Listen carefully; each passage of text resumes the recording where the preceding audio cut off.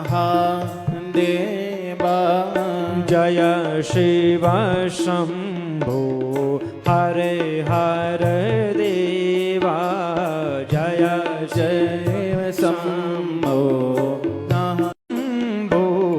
जय शिव शंभो जय शिव शंभो जय शिव शंभो जय शिव शंभो जय शिव शंभो जय शिव शंभो जय जय भोले जय शिव शंभो जय प्रशान्तमेकं पुरुषोत्तमं हि स्वमायया कृष्णमिदं हि सृष्ट्वा नभो वदन्तर्बहिरास्तितो या। मैं उन अनादि शांत स्वरूप पुरुषोत्तम शिव की वंदना करता हूं। किन शिव की वंदना? जो अपनी माया से इस संपूर्ण विश्व की सृष्टि करते हैं, जो इस संपूर्ण विश्व की सृष्टि करके आकाश की भांति इसके भीतर और बाहर स्थित हैं। तो हम उन भगवान शंकर की वंदना करते हैं। अब व्यास जी कहते हैं, जगतः पितरम शंभु जगतो मातरम शिवाम तत्पुत्रंच गणाधीशम नत्वे तद्वर्णयामहे। जगत के पिता भगवान शिव, जगन माता जगदम्बा भगवती पार्वती तथा उनके पुत्र गणेश जी को नमस्कार करके हम इस पुराण का वर्णन करते हैं।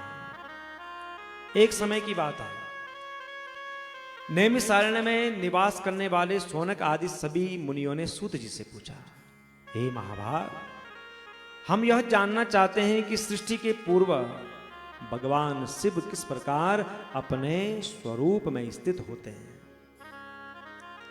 और किस तरह भगवान क्रीड़ा करते हैं, भगवान किस रूप में स्थित रहते हैं। आप भगवान शिव के परम उत्तम स्वरूप का वर्णन कीजिए, हम जानना चाहते हैं। हम भगवान शिव और जगदम्बा पार्वती के दिव्य चरित्रों का श्रवण करना चाहते हैं। हम भी चाहते हैं कि भगवान शिव और जगदम्बा पार्वती हमारे हृदय में सदा के लिए विराजमान हो जाएं। हमने सुना है कि भगवान शंकर बहुत शीघ्र प्रसन्न हो जाते हैं, तो ऐसे शीघ्र प्रसन्न होने वाले भगवान का चरित्र आप हमको सुनाइए। व्यास जी कहते हैं, उनके ऐसा पूछने पर सूत जी बड़े प्रसन्न होते हैं, क्योंकि सूत जी चाहते हैं कि कोई हमसे प्रश्न करे और हम उन प्रश्नों का उत्तर दें। और प्रश्न कैसा होना चाहिए? भगवान के संबंध में होना चाहिए, क्योंकि जो प्रश्न भगवान के संबंध में होता है उससे आत्मशुद्धि हो जाती है। तो बड़े प्रसन्न होते हैं सूत जी और भगवान शंकर के चरण कमलों का स्मरण करके और बोलना प्रारंभ करते हैं, हे ब्राह्मणों, जैसा प्रश्न आप लोग कर रहे हैं ना, जैसा प्रश्न आप लोगों ने पूछा है ना, वही प्रश्न एक दिन नारद जी ने अपने पिता ब्रह्मा जी से भी पूछा था। उन्होंने प्रश्न किया था। जब ऋषियों ने सुना कि नारद जी ने अपने पिता ब्रह्मा जी से पूछा था, तो ऋषिगण आश्चर्यचकित हो गए और ऋषिगण कहते कि हे सूत जी, आपके सुंदर वचन सुनकर हमारे हृदय में बड़ा ही कौतूहल हो रहा है। सूत जी ने कहा, क्यों, कैसा कौतूहल हो रहा है? ऋषियों ने कहा, घुमक्कड़ बाबा, वो बाबा एक जगह पर नहीं बैठ पाता है, तो ऐसे बाबा ने बैठ करके प्रश्न कैसे किया? क्यों किया प्रश्न? जो बाबा केवल घूमता रहता है, भजन में ही लगा रहता है, उन बाबा को प्रश्न करने की क्या आवश्यकता पड़ी?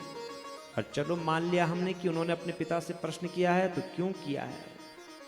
ब्रह्मा जी और नारद जी का ये महान संवाद क्यों हुआ है, कहां पर हुआ है, किस कारण से हुआ है, ये आप हमको बताइए। बड़ी शंका आपने हमारे मन में डाल दी है कि नारद जी ने जो है कि अपने पिता ब्रह्मा जी से पूछा है। अब हम सुनना चाहते हैं कि क्यों ये हुआ है। तो सूत जी कहते हैं, एकस्मिन् समये विप्रा नारदो मुनिसत्तमः ब्रह्मपुत्रो विनीतात्मा तपोर्थम मन आद्यते। इन बच्चों को थोड़ा बैठा दीजिए, बहुत व्यवधान हो रहा है। बोलो शंकर भगवान की जय। ये बहुत अच्छी कथा है। ये कथा गृहस्थ को जीना सिखाती है। तो सूत जी कहते हैं, हे मुनियों, एक समय की बात है। नारद जी जो सदैव लगे रहते हैं नारायण भगवान का ही चिंतन करते रहते हैं, उनकी इच्छा हुई कि मैं तपस्या करूं। पता नहीं मन में क्या आया कि आज मैं तपस्या करके देखता हूं कि तपस्या करने से क्या होता है। तो नारद जी कहां चले गए? हिमालय पर्वत में तपस्या करने के लिए। एक गुफा है सुंदर, और स्थान ऐसा रमणीय है जो जाता है इच्छा होती है कि हम वहीं रहें। जैसे ये स्थान है ना जोशीमठ, बद्रीनाथ, केदारनाथ, जब जाते हैं तो इच्छा होती है कि बाबा यहीं रहना था, कितना अच्छा स्थान है। तो नारद जी भी निकले वहां। सुंदर गुफा है जिसके निकट देव नदी बह रही है। वहां एक दिव्य आश्रम, सुंदर गुफा, और उस गुफा को देख करके नारद जी बड़े प्रसन्न हुए और सोचा यहीं तपस्या की जाए, बहुत अच्छा स्थान है ये। और दीर्घ काल तक तपस्या करते रहे नारद जी। समाधि लग गई नारद जी की, जिसमें ब्रह्म का साक्षात्कार करने वाला अहम ब्रह्मास्मि, मैं ब्रह्म हूं, ये विज्ञान प्रकट होता है। तपस्या, तपस्या का मतलब तप करना, अध्ययन करना। जब तक हम अध्ययन नहीं करेंगे तब तक हमें ब्रह्म के स्वरूप का पता नहीं चलेगा। और ब्रह्म कहाँ है? भीतर। जब तक भीतर से आवाज नहीं आए कि अहम ब्रह्मास्मि, कि मैं ही ब्रह्म हूं, तब तक हम भटकते रहेंगे। अब नारद जी तपस्या में बैठे हैं, घनघोर तपस्या हो गई, और इधर नारद जी की तपस्या को देख करके देवराज इंद्र जो है कि विचलित हो गए, कांप उठे, उनको मानसिक संताप हो गया, घबरा गए इंद्र महाराज। क्यों? डर है कहीं मेरे राजपाट को छीनने के लिए तपस्या तो नहीं हो रही है, कहीं नारद मुनि मेरा राज्य तो नहीं लेना चाहते हैं। और मन ही मन ऐसा सोच विचार करके और नारद जी की तपस्या में विघ्न डालने के लिए उन्होंने क्या किया? कामदेव को बुलाया। अब सोचा कि एक ही उपाय है मेरे पास कि मैं कामदेव को भेजूं, नहीं तो कहीं मेरा राजपाट न छिन जाए। इंद्र महाराज ने कामदेव का स्मरण किया। कामदेव अपनी पत्नी रति के साथ वहां पर पहुंच गए और कहा कि महाराज आज बुलाने का कारण क्या है? तो इंद्र ने सारा वृत्तांत बताया। वो देखो नारद जी बैठे हैं। कामदेव ने कहा अच्छी बात तो बैठने दो उनको, तुम क्यों परेशान हो रहे हो? अरे परेशान नहीं, राजपाट न छिन जाए कहीं मेरा। कामदेव ने कहा महाराज मुझे तो नहीं लगता है कि आपके राजपाट के लिए कर रहे हैं। इंद्र ने कहा तुम जानते हो कि मैं जानता हूं? कामदेव ने कहा तुम ही जानते होंगे भैया, बोलो क्या करना है? इंद्र महाराज ने कहा विघ्न डालो उनकी तपस्या में। ठीक है। तो कामदेव अपनी पत्नी रति और बसंत को लेकर के निकल पड़े हिमालय में। महात्मा जी बैठे हैं तपस्या में और शीघ्र ही कामदेव ने अपनी सारी कलाएं रच डाली।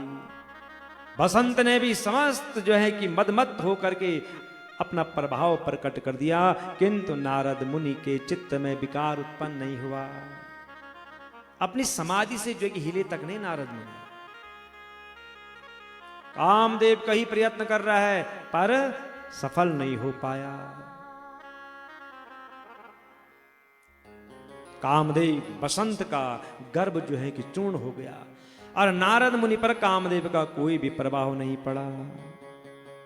ये वही स्थान है जहां पर भगवान शिव ने कामदेव को भस्म किया था और कहा था कि आज से इस स्थान पर काम का कोई भी प्रभाव नहीं पड़ेगा। इसलिए कामदेव ने कई प्रयत्न किया, बसंत ने भी कई उपाय रचे, पर नारद मुनि अपनी समाधि में बैठे हुए हैं और कामदेव शीघ्र स्वर्ग चले गया इंद्र के पास। महाराज क्षमा करना, मुझे बहुत प्रयत्न कर दिया पर नारद मुनि अपनी समाधि से हिले तक नहीं।